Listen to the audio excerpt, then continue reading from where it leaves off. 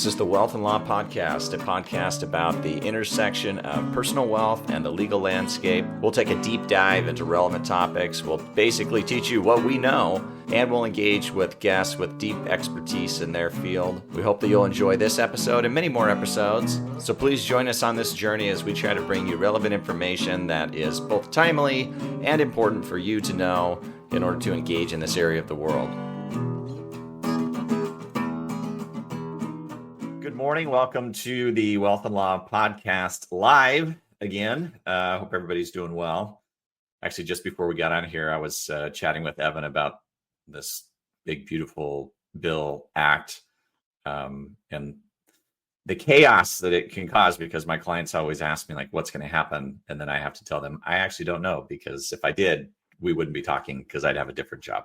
So the act is basically stalled in the Senate, as far as we can tell. All the newsreels coming out are, in fact, Mike Johnson and Republicans trying to convince everybody that it's really not going to be as expensive as the Congressional Budget Office appears to be set to say that it is going to be, because they want to, in essence, score it as if it's not raising costs by extending existing laws that have been around since 2018. So whether that is a thing that you can actually do or not is not my decision, thankfully.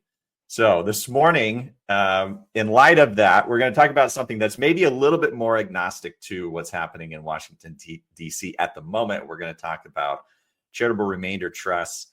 And to do that, you have to have somebody who knows a lot about charitable remainder trusts. So that's why Evan is with me. Evan, thank you. Really appreciate it. My pleasure. So for people who don't know who you are, why don't you give us at least the high-level CV here?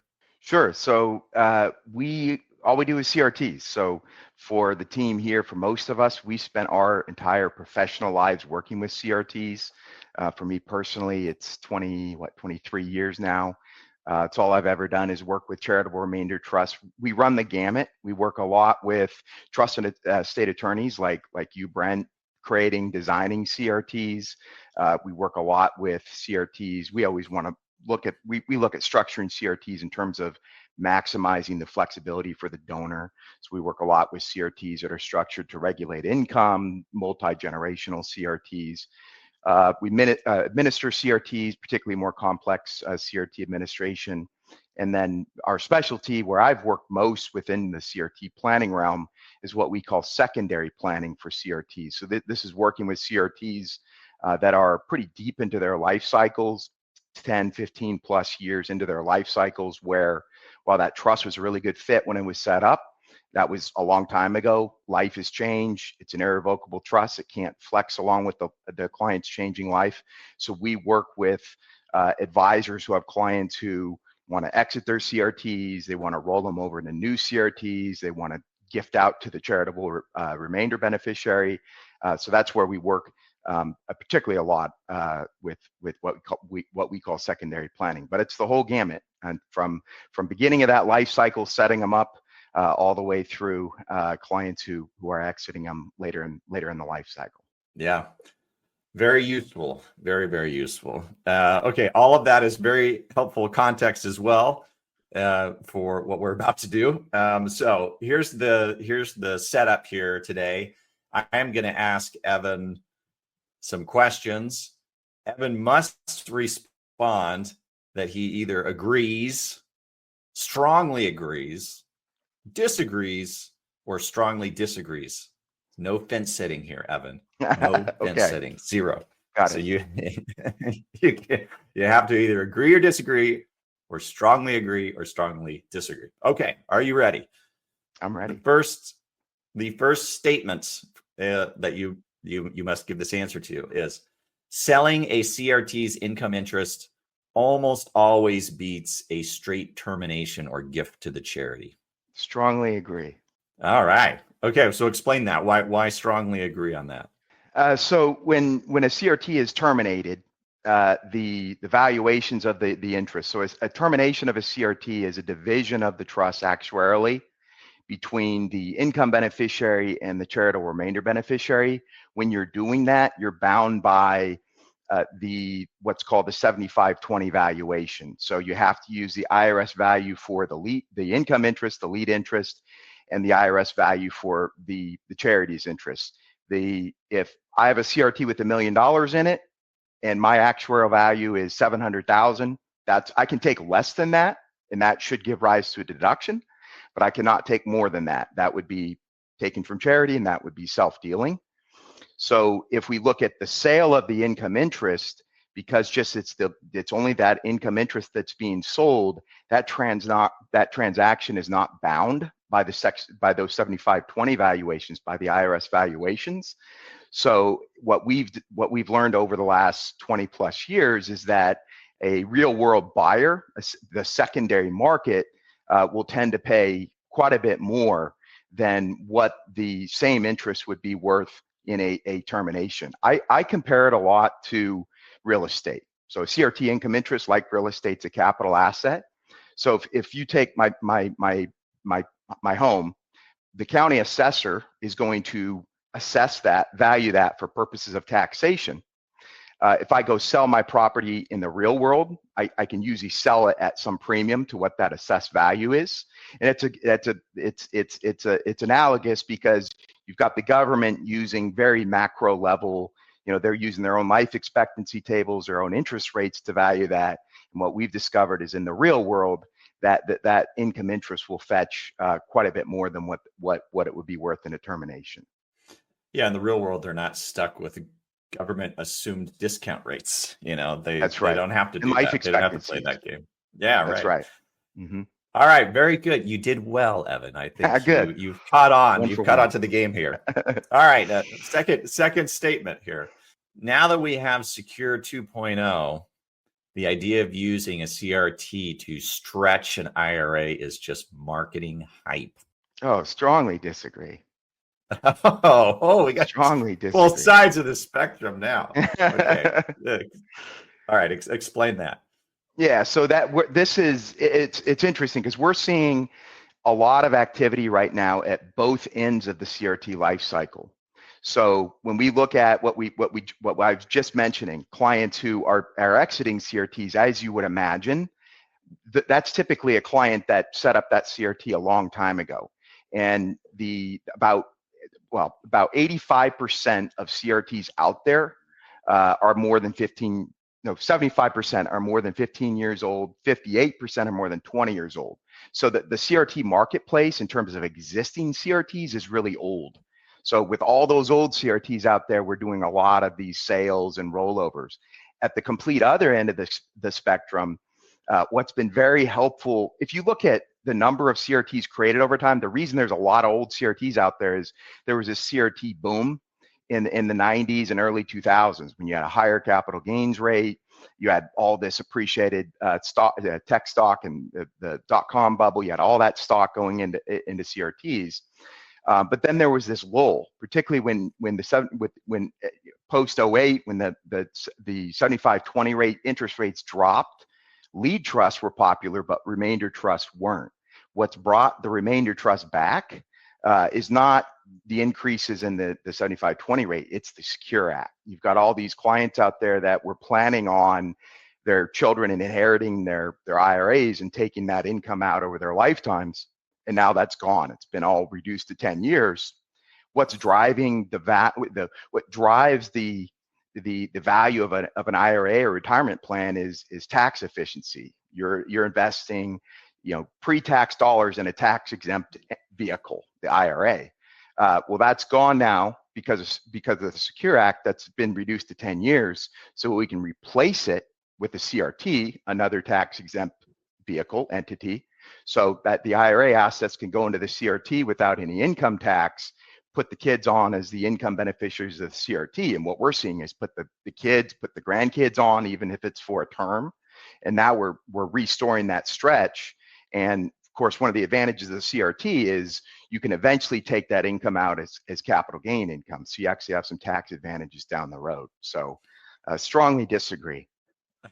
Okay, fair enough. Yeah.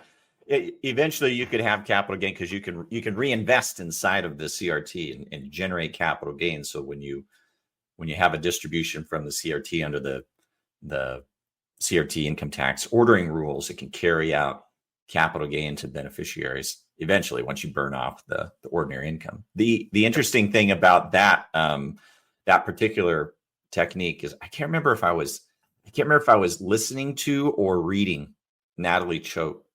And I would say that you and Natalie Choate are aligned on that. In fact, Natalie Choate, I'm pretty sure, said something along the lines of it's the most underutilized but best option. And Completely agree. Strongly agree. yeah, for all the reasons that you mentioned, it has a lot of interesting opportunities that you can't get with other ideas. So there are a lot of other ideas out there to stretch IRAs that we don't have to get bogged down into here, but the CRT one is the nice thing I think about the CRT one is that, like you're saying, you get that tax efficiency and it's regulatory. Well, it's actually code based and then regulatory. So you get it all, and it's all blessed. What's also nice from an advisor's standpoint is the client has to do something. You got to do, you have to, this cannot be done after the client dies. So the planning has to be done while the client is still living. So when we look at creating CRTs, just sort of the generic fact pattern, a lot of times CRTs aren't created because of inertia. It's just that client just not pulling the trigger. Well, in this case, we have some natural urgency that's created because the client has to take action during their lifetime. Right. That's right. All right. Good job. You're doing really well, Evan. 2 for 2. All right. Okay. 2 for 2. All right. Third statement. Okay. Paying to roll over a CRT into a brand new CRT is rarely worth the legal and administrative costs. Strongly disagree. Okay. All right. Explain your answer. Explain yourself. So when we look at now, I guess I would say if there's some threshold on where a rollover is going to make sense because if you have $100,000 in a CRT, what's the interest worth? In essence, the way that a rollover works is, so goes back probably 15, 20 years now, when we had a lot of clients with CRTs were asking us, well, why can't I just put my kids on the trust? Or I don't want the income. It's better for charity if I don't take it. Why do I have to take this income? So we were hearing clients, they were good fits for CRTs, just not the ones they had. And first we looked at the obvious. Can you decant this charitable remainder trust? No, we can't do that. These are irrevocable trusts. What we knew was, well, the income interest in the trust, that's a capital asset. And we knew it. We've been facilitating these sales at that point for several years. We knew there was a real market, so we could monetize that. So while we can't change the CRT, we can take the client's ownership in the CRT, their income interest, which we know has a real world value, and use that to fund and monetize a new CRT. So the value of that income interest, if I have a CRT income interest and it's worth $1 million, that's what's creating this new CRT. So at some point, yeah, you do hit a certain point where, I have to create a new CRT here. The rollover, the process is, the first step is we create the new CRT that's optimized to whatever the client wants to do today. And usually that's going to involve including income beneficiaries that are different than their current CRT, children and grandchildren, maybe a spouse that's not on the current CRT. So we have to create the new CRT. So there is some cost there to create a new CRT. So, but as long as we've got, mid hundreds of thousands in that charitable remainder trust, when we look at the benefit, so it's not only, the most common fact pattern is I have a CRT usually pretty deep into the life cycle. I don't want the income anymore. I don't need it. I don't want to pay tax on it. I have kids and I'm interested in driving more wealth to my kids. So in this scenario, we would create a new CRT. We would use our income interest in our current CRT to fund that new CRT. That new CRT would sell it. So now we have this new CRT, and we'll measure it a lot in terms of the income now that's going to go to the children. I'm taking maybe $1 million of income that I didn't want or need, and I'm turning that into $3 or $4 million for my kids, because now we're stretching that over my kids' lifetimes. But we can also measure it in terms of the tax savings to me. I would have had to take that income at my tax rate that I didn't need and pay income tax on that. So I avoid paying that. And I also pick up a charitable deduction for the remainder value of that new CRT when I set it up. So it's a good tax move for someone who has a CRT that's throwing income that they don't want, and obviously it's great for the kids and grandkids if they're named the beneficiaries. Right. So you get to kind of squeeze more benefits out of this old CRT that didn't exist on day one when you originally started it at the in the 90s or early 2000s or whenever that was. The interesting thing about that technique is that the other thing that you get to do in that scenario is you get to, at least I'm speaking only from my dumb lawyer's perspective, but the other thing you get to do in that scenario is you get to discount gifts to kids or grandkids. So if you're going to add them as beneficiaries, for example, on the new CRTs, you get to discount that based on regulatory discounts, not based on some sort of valuation report like you do in minority interest in business, where the IRS could come in and say, yeah, but you did 30%, we think it's 25%. You could have a little fight with the IRS over that. The discounts in this scenario are built into the regulations, and you just follow what the regulations tell you to do. And when you have these higher interest rates, you get bigger discounts under the regulations. And so you're utilizing the existing law to squeeze more and more benefit from a gifting perspective out of this income interest that maybe a lot of people aren't thinking about. They don't think that that's a useful, discountable, leveraged transaction like you would think in a typical FLP transaction. Spot on. All right. Next one. You ready for more? Yeah, bring it. All right. I got two more for you. All right. Next All right. one. Most 1990s era charitable remainder trusts are fundamentally misdesigned for today's market. Agree. Oh, okay. All right. Why agree and not strongly? Well, agree? I think so. Generally speaking, so what we sometimes we'll call it the knee-jerk CRT or vanilla CRT. It's set it up for a husband and wife, pet charity, alma mater, DAF, whatever, as the remainder beneficiary. So what we really focus a lot on when we're designing CRTs is, why would you not add the kids? Why would you not structure the CRT as a NIMCRUT so you can regulate the income? And it's in a surprising amount of cases, we have to educate advisors on, well, this is how you can go for the mom and dad's lifetime plus a child, and then a term to the grandkids. So you can actually go 3 generations. Most CRTs right now, with where the 75-20 rates are, actuarially, on a life expectancy standpoint, it should run 55 to 60 years. So in a lot of cases, that flexibility is not incorporated. Some cases it may be desired. Maybe they don't want to bring the kids in or whatever. Where we really see problems is when the CRTs are designed by the charities. Now if I'm a charity, I'm going to design it the same way, right? My interests are the opposite of the taxpayer. I want those assets as soon as possible, and I want the income beneficiaries to take as little as possible. If I'm the person setting up the CRT, the taxpayer, I want as much income, and I want that to go for as long as possible. So that's where we see issues too. But if we look at, just generally speaking, they're set up, they ran their course, they served their purpose.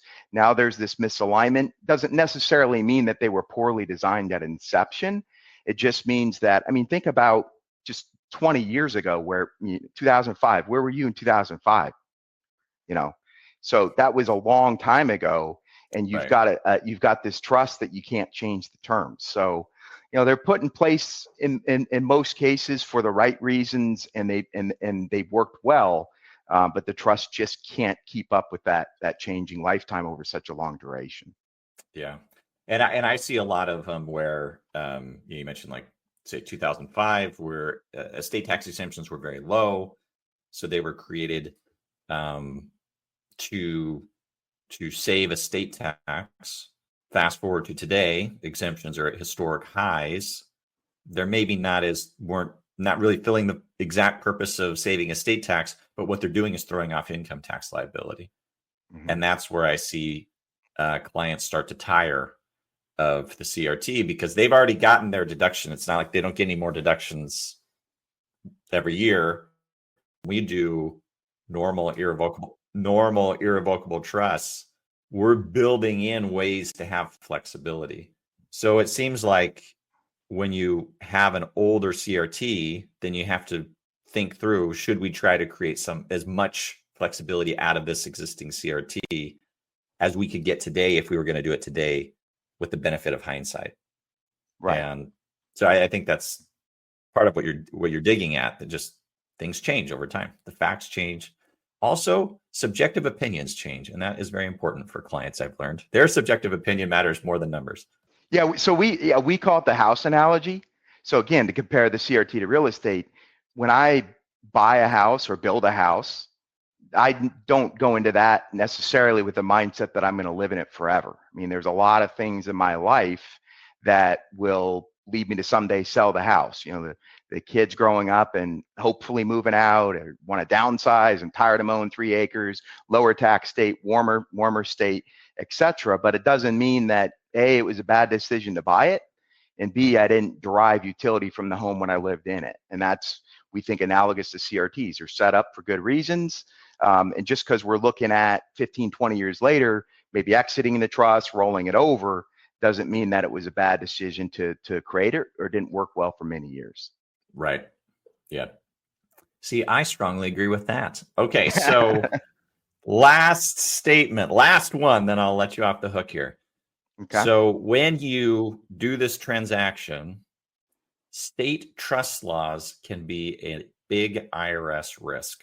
No, strongly disagree. Okay. All right, explain that. Yeah, so state law, obviously state law matters, but we've done these transactions. I don't know if I could say every state, but I'm pretty sure I could say in every state.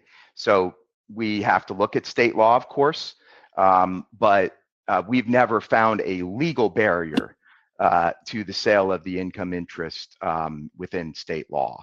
So it's got to be looked at, of course, but it's not going to impede the sale. Yeah, and I think most lawyers would be thinking, well, what if there's a spendthrift clause?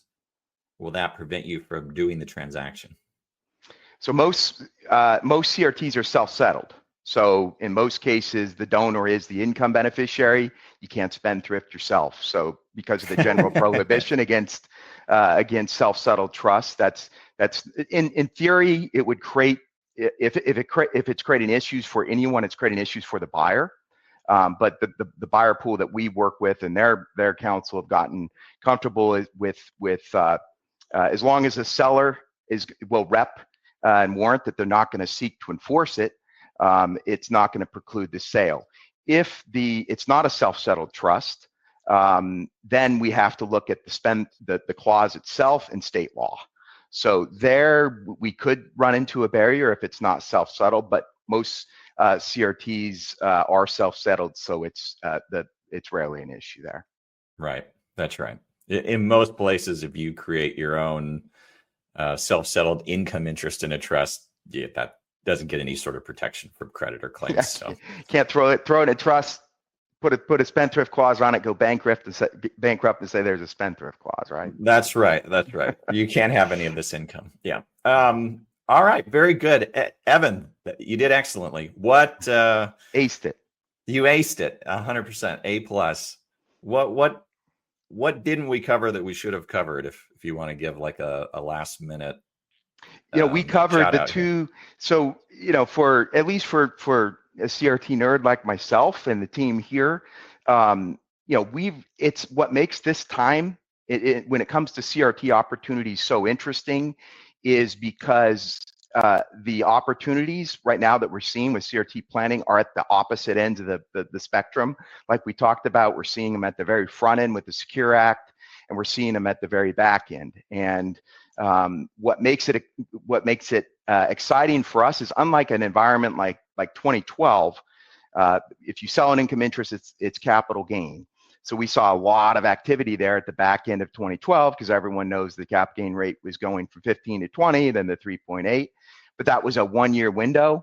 What's exciting for us when we're looking at these existing CRTs is, 75% of the marketplace is older than 15 years old.